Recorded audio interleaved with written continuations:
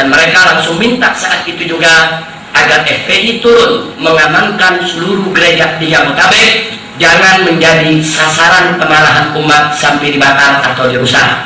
Dan itu kami sepakat, kami kirimkan seluruh aktivis FPI yang ada di posko-posko untuk menjaga hal tersebut, dan ternyata akhirnya kami berhasil. Tidak ada satu gereja pun yang akhirnya dihancurkan atau dirusak oleh massa.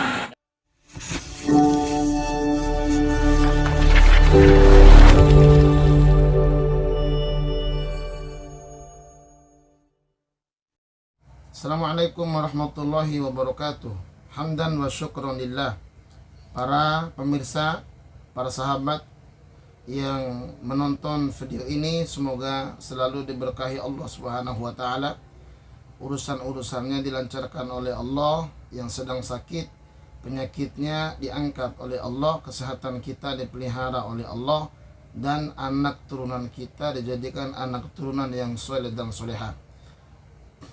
Kali ini saya ingin menyampaikan yang berkaitan dengan dimana kalau anggota-anggota Banser yang menjaga gereja, banyak sekali orang yang mengomentarinya atau orang yang bertolak belakang daripada menjaga gereja tersebut apabila ada kegiatan-kegiatan di gereja.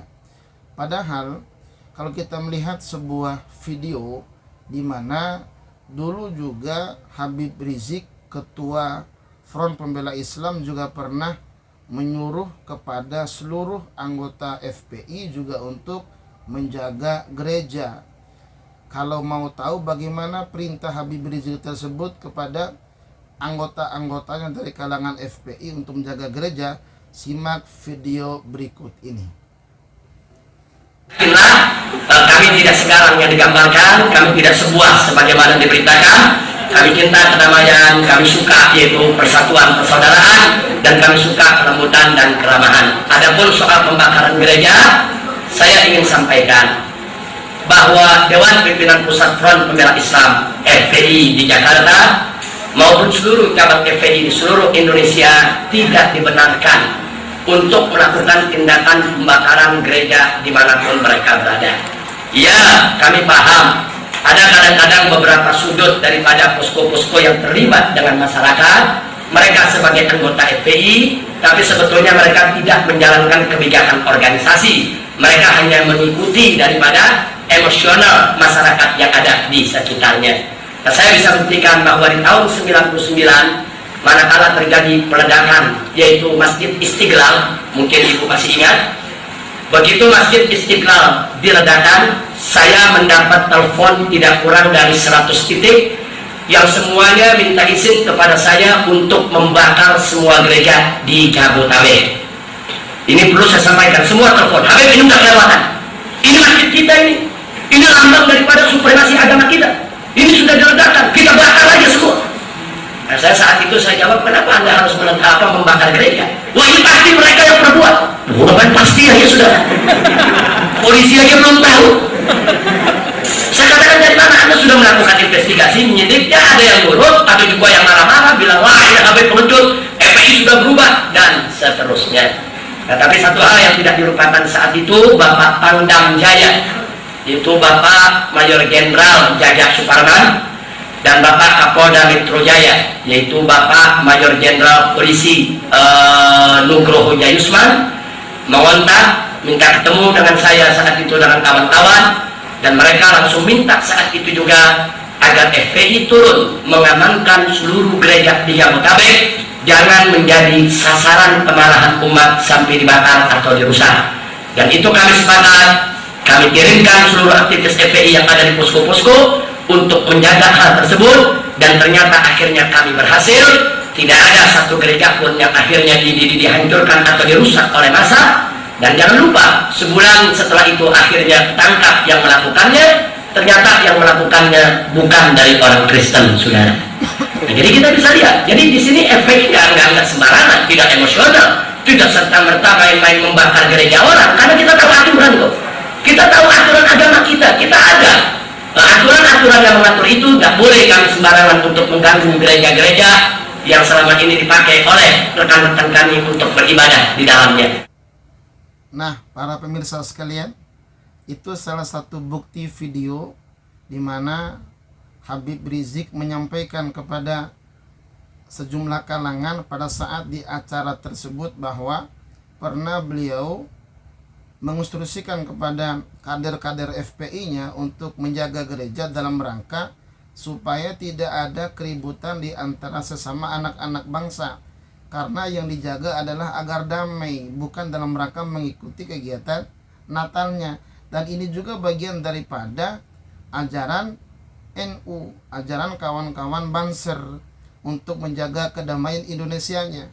Dan ini sebagaimana pernyataannya daripada Gus Dur dan kiai-kiai NU, ini saya dapatkan di NU Online Jawa Timur. Kita akan bacakan apa alasan daripada ulama-ulama NU untuk menjaga gereja. Alasan menjaga gereja. Hal itu terjadi pada hari raya Natal 25 Desember 1996. Latar belakangnya adalah peristiwa kerusuhan massa yang berakhir dengan pembakaran gereja di Situbondo. Walau tidak dinyatakan secara eksplisit, perintah Gus Dur kepada Banser untuk mengamankan gereja di Situbondo dapat dibaca sebagai pertanggungjawabannya atas perusakan gereja di Situbondo di Kapal Kuda, Jawa Timur, yang notabene adalah basis warga Nahdlatul Ulama atau Nahdiyin. Sebelum Natal 1996 itu, Gus Dur sempat ditanya oleh seorang anggota Banser Jawa Timur soal hukumnya seorang muslim menjaga gereja. Gus Dur kira-kira menjawabnya begitu: kamu niatkan jaga Indonesia bila kamu nggak mau jaga gereja. Sebagai gereja itu, sebab gereja itu ada di Indonesia, tanah air kita. Tidak boleh ada yang mengganggu tempat ibadah agama apapun di bumi Indonesia, kata Gus Dur, ditirukan oleh Nusron Wahid yang saat itu masih kuliah di Universitas Indonesia dan kemudian hari menjadi ketua umum pimpinan pusat Gerakan Pemuda Ansor. Nah, ini yang menjadi alasannya para pemirsa sekalian, menjaga gereja itu oleh ulama-ulama Nusantara dalam rangka menjaga kedamaian Indonesia, bukan ikut Natalannya. Dan ini hal yang biasa bagi warga Nahdlatul Ulama, apalagi yang selama ini sudah berjalan, bukan sesuatu yang tabu seperti dianggap oleh sejumlah orang. Wong Habib Rizik saja menyuruh anggotanya jaga gereja kok. Nah, saya lanjutkan. Menurut kiai yang lain, di kesempatan berbeda, Kiai Haji Marzuki Mustamar menjelaskan bahwa di balik perintah menjaga gereja ada pesan agar umat agama lain juga turut peduli dengan kaum muslimin. Kalau di Jawa dan di kawasan mayoritas muslim, mungkin keberadaan umat Islam tidak terlalu dipikirkan. Namun bagaimana dengan di daerah minoritas? Siapa yang akan melindungi kaum muslimin? Mengapa gereja menjaga gereja memberikan pesan akan persahabatan dan kebersamaan menjadi bagian tidak diperpisahkan bagi seluruh umat beragama? Karena di kawasan tertentu kaum muslimin adalah mayoritas, maka sudah selayaknya memberikan contoh untuk melindungi mereka yang minoritas. Nah, ini bagian daripada pernyataan seorang ulama Nahdlatul Ulama, Kiai Marzuki Mustamar. Coba lihat bagaimana kaum muslimin yang ada di Papua, yang ada di Bali, bahwa mereka juga kalau ada perayaan agama dijaga juga oleh kaum dan golongan yang lain dalam rangka menjaga kedamaian di antara sesama. Bukankah Nabi Ibrahim alaihissalam juga berdoa kepada Allah Subhanahu wa taala agar negerinya negeri yang aman? Redaksi dalam Al-Qur'annya doa tersebut adalah Rabbi ja'al hadza baladan amina warzuq ahlahu minats tsamarati man amana minhum billahi wal yaumil akhir. Ya Rabb, jadikan negeri ini negeri yang aman. Ya Rabb, berikanlah rezeki kepada penduduk negeri tersebut orang yang beriman pada Allah dan juga beriman pada hari akhir. Damai adalah merupakan satu cita-cita semua anak bangsa, semua elemen masyarakat, semua kelompok beragama. karena damaian itu bagian daripada ajaran agama yang kita jaga supaya tidak ada pertengkaran, tidak ada peperangan, maka menjaga mereka bagian daripada perintah konstitusi. Demikian, Assalamualaikum warahmatullahi wabarakatuh.